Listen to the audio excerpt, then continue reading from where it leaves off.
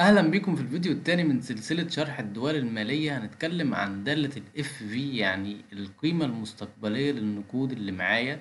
كنا اتكلمنا في الفيديو اللي فات عن ال NBV، وعرفنا ازاي بنجيب القيمة الحالية للتدفقات النقدية المستقبلية. المرة دي بقى هنتكلم عن القيمة المستقبلية للفلوس اللي معايا. يعني أنا لو معايا مثلا 20,000 جنيه، ال20,000 جنيه دول أنا عايز أجيب القيمة المستقبلية بتاعتهم، سواء ال20,000 دول هم مبلغ وديعة مثلا أنا حاططها في البنك لمدة زمنية معينة، وليكن 5 سنين بفايدة معينة، يا إما يكون ال20,000 جنيه ده قرض مثلا أنا هاخده على فترة زمنية معينة بفايدة معينة. يعني المهم إن أنا عايز أجيب القيمة المستقبلية لل20,000 جنيه دول، سواء قرض أو وديعة. احنا في المثال بتاعنا هنمشي على أساس إن هي وديعة حاططها في البنك لمدة 5 سنين بفايدة 10%. فعايزين نعرف القيمة المستقبلية للوديعة دي هتكون كام. فهنقول كده equal FV.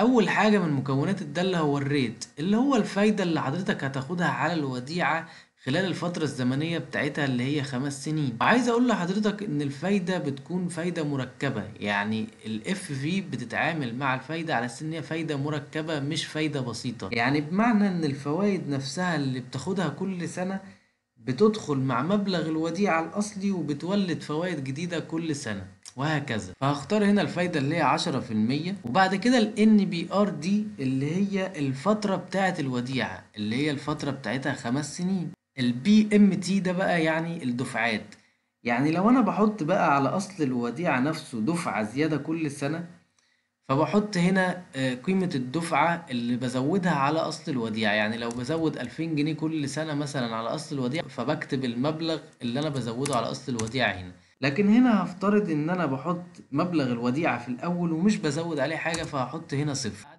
كده البي في، يعني القيمة الحالية بقى، البريزنت فاليو، يعني اللي هو بقى قيمة الوديعة نفسه اللي أنا هحطها وهيجيلي عليها فوائد في المستقبل. الطيب ده بقى يعني هل الدفعة أنا بزودها أو بحطها في بداية الفترة ولا في نهايتها؟ يعني لو أنا كنت حاطط هنا BMT دفعات، وأنا كنت بزود مثلا دفعة كل سنة، فالطيب ده بقى بيسألني الدفعة دي أنت بتحطها في بداية السنة ولا في نهاية السنة؟ لكن أنا عشان هنا حاطط الدفعات بصفر، يعني الBMT بتاعتي هنا بصفر، فهنا مش فارق معايا حاجة إن أنا أحط أي حاجة هنا في الطيب. لكن لو كنت حاطط دفعة هنا في الBMT، يعني كنت بزود كل سنة دفعة زيادة على مبلغ الوديعة هنا، فهنا بقى هو أنا بحط الدفعة دي في بداية السنة ولا في نهاية السنة؟ لو في نهاية السنة فهختار صفر، لو في بداية السنة فهختار هنا واحد.